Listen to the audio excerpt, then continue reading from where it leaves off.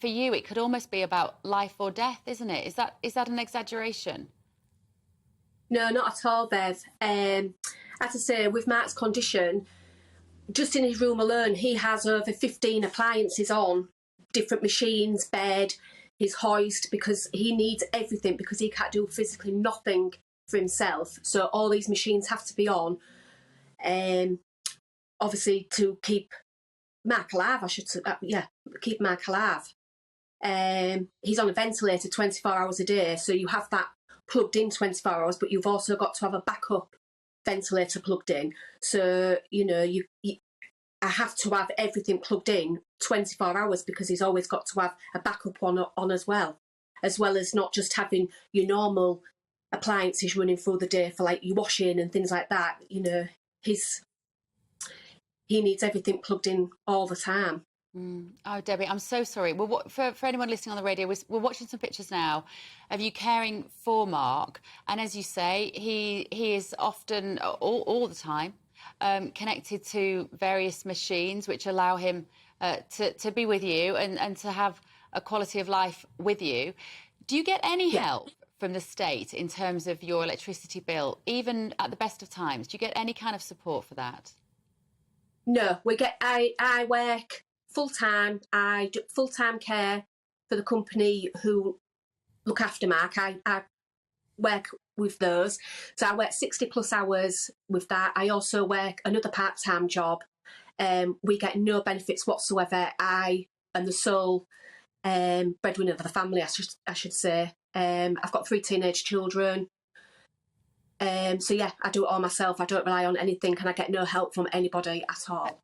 And how long has Mark been unwell for, if you don't mind me asking? So he's had motor neurons since he got diagnosed in end of April 2019, but he had a long spout in hospital last October, where it was going to be the end of life route, or he chooses to have a tracheostomy fitted, which meant being on a ventilator 24 hours.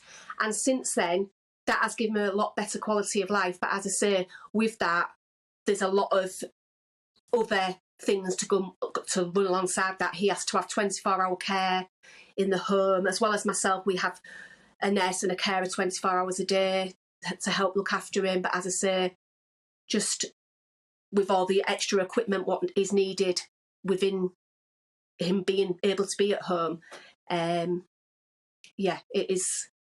it's not the nicest of situations, but we get by. Yeah, you're obviously doing an amazing job of keeping the ship afloat, keeping the family all going, as women often do. But give me an idea, how much has your electricity bill gone up by recently? So usually, like as I say, what it was before, that was before, even though Mark was still poorly before, he didn't have all this equipment in the house because he wasn't on a ventilator. So when you're on a ventilator with Mark's condition, you need things like a suction machine and a cough assist and other things. He didn't need those items before. So our bills have gone up, more than double. Well done, good recovery. Yeah, more than double. More than double. And so I have to work extra hours to... it's not just the electricity. I've got to keep the house at a certain temperature because Mark can't get cold, because otherwise it would be a risk of infection for him. So the house has always got to be nice and warm for him. So, it's not as if I can turn the heating down because I think, let's just turn it down and put a jumper on. It's not, I haven't got that. I can't have that with Mark. So when you hear, Debbie, of kind of stories that were in the press yesterday that Rishi Sunak is the first sitting MP to have made it onto the Sunday Times rich list, and families are billionaires, how does it make you feel? I would like him or someone like himself to come into my home for a week or so and see how he would manage, how we manage. And just give him a bit of reality what it is actually like, because we don't have that luxury. So where will you? How do you manage to pay these bills now? Where do you cut your corners as a family? How do you balance the books under these extraordinary circumstances? So obviously it's telling the kids to, we don't have anything on standby, make sure when they're not watching the TV or out of a room, turn lights and things off. I've just got to be more careful within the other rooms of the house because Mark is the priority because of obviously what he needs. So you've just got to be, you just can't not, you've got to go in like the mode where you've constantly turning lights off, switches off. I do extra hours to pay for the bills and do the shopping. I try and shop as budgetedly as I can. Luckily, I've got good help with family and friends, but I can't always rely on those. You see, I mean, I'm doing the same with my teenagers. I keep saying, turn the blimmin' lights off. But you know what? They're teenagers. It just doesn't feel very important to them, does it? And they just go, well, it's only a light bulb. It. And actually, only a light bulb, they were right, not that long ago, only a light bulb probably wouldn't add that much to your bill. But only a light bulb now is causing a significant difference.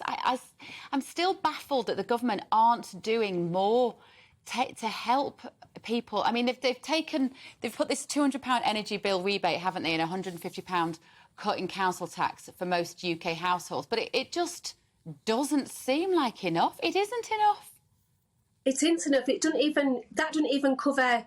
I mean, I know that doesn't even cover my council tax. What I pay full council tax. So my council tax bill, that £150 is I'm grateful for it, but on a normal typical month, it is more than that amount anyway. As I say, my energy bills are just. We do have solar panels, but that's made no difference whatsoever. We got those. Before all this came out, to thinking that would help us, but it doesn't. They haven't worked at all.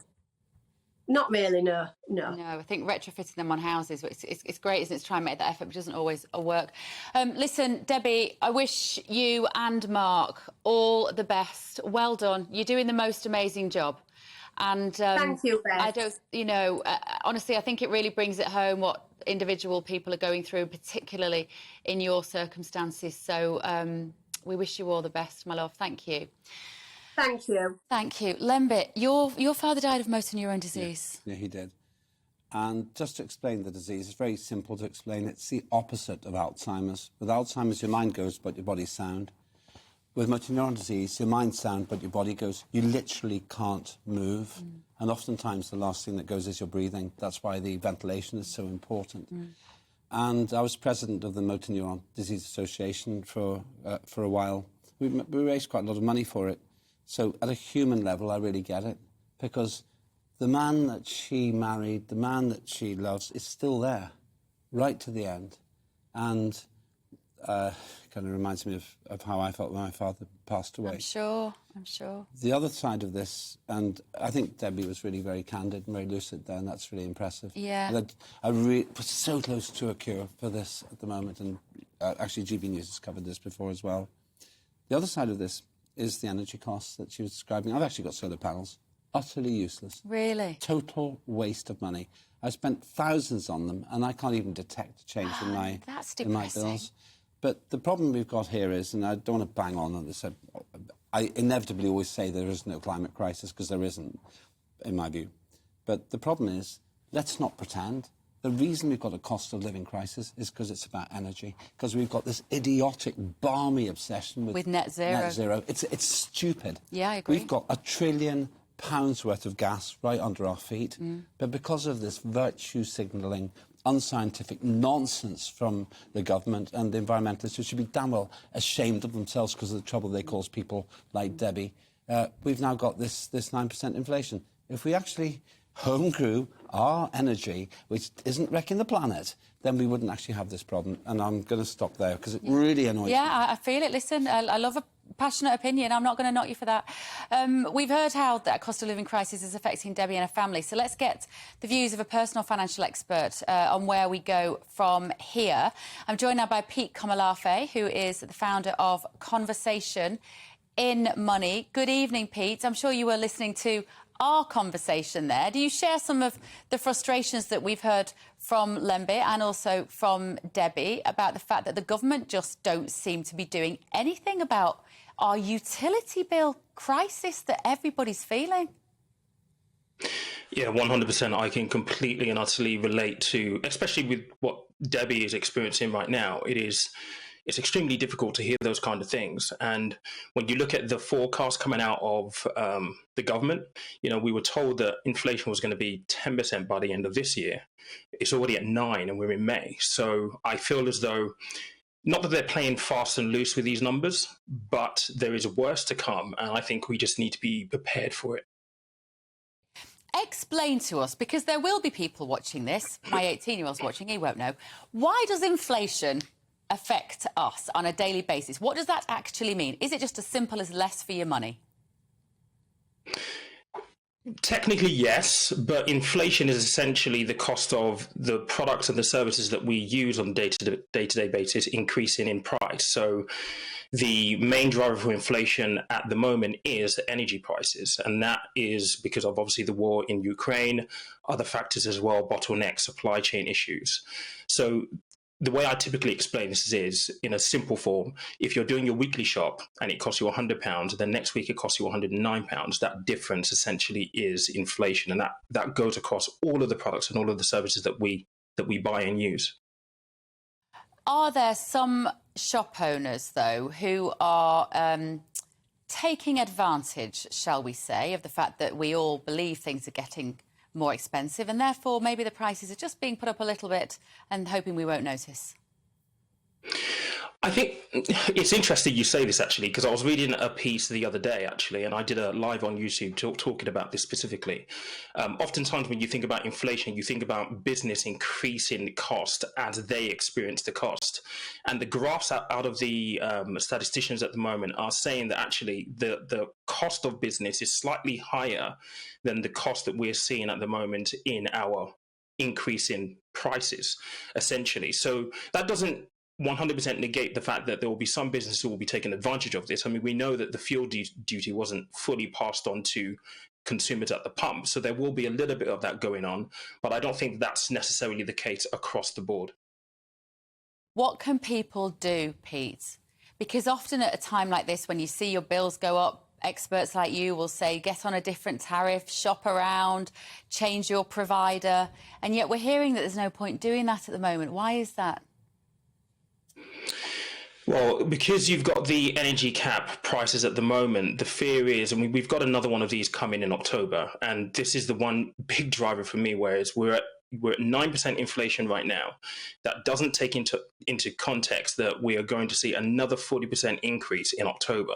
So when we get to October and we factor that in, it means that we're going to see inflation potentially spike even more. But with the energy price caps at the moment, a lot of the deals that are out there currently still mean that most people will be better off if they simply just stay put. But it's interesting listening to people like, Deborah, who are going through, real things at the moment, real struggles. And this is a tip that I've always been giving people, because unfortunately, there is still a lot of money being left on the table when it comes to the benefits that we're entitled to. It's £15 billion just last year. And that is a byproduct of the fact that people feel that they're not either entitled to a certain benefit because they earn a certain amount. And I'm encouraging everybody to go and check what benefits they are entitled to, because you don't know what might be left on the table that you could, which really is your money. So there are two websites that I've been recommending for people to go and have a look at. That's entitled2.co.uk and there's turntous.org.uk. It will take about 5 to 10 minutes, put in all of your information, but it will check every single benefit out there and say, look, we think that you're entitled to this. It could be 5 to 10 minutes, very well spent, just to put a little bit of extra money in your pocket. And what about kind of just simply budgeting, Pete? Do you think there's a lot of people who don't really know what their outgoings and incomings are on a monthly basis? And actually, once we sit down and do it, it can be quite a shock. I hadn't done it until I got divorced. I can't lie. And then in order to get divorced, I had to work out what I was spending, and I was quite surprised. Lembit's smiling at me here because but it's a good. I'm not recommending you would need to get divorced in order to do this, but actually, it's a good kind of discipline to get yourself into, isn't it? To keep an eye on your incomings and your outgoings. It is 100%. I mean, we've still got Secret Spenders going on Channel 4 at the moment. And one of the exercises that I did with everyone as the financial expert on that program was really encourage people to get into their money in, money out situations. I think to put a broad blanket over it to say that people don't know how to budget, and I think, you know, you've had a couple of MPs who have come up with nonsense like that in the past few weeks. I don't think you can generalize it. I think that ultimately when it comes to financial habits, and these are the most important things that we need in financial literacy, we don't get taught it in school. So looking at our statements, looking at where we're spending our money doesn't naturally come to us. We just assume that we're okay. And it's very, very difficult to do that when you're already struggling to make ends meet. You almost want to bury your head in the sand and not look at the situation because you know that it's bad. But I would encourage anybody to do it, just to really make sure that there isn't anything that you're not using, that you're paying for, that you can save money on. I do it on a regular basis, and it will take, you know, a little bit of effort, a little bit of time just to have a look at it. And I always say to people, look, there's nothing wrong with admitting that, okay, look, I made a little bit of help. But where we are currently and where we're potentially moving to with the cost of living crisis at this point in time, unfortunately, budgeting isn't going to be the only thing. Yes, it's the fundamental thing that you need to give yourself an idea of where you're spending your money. But after a certain extent, it's difficult to say cut, because there's only so much you can cut. Welcome to the GB News YouTube channel. You can watch us live 24 hours a day, catch up on your favourite shows, and join in the conversation in the comments below. Don't forget to subscribe and you'll never miss any of our exclusive content.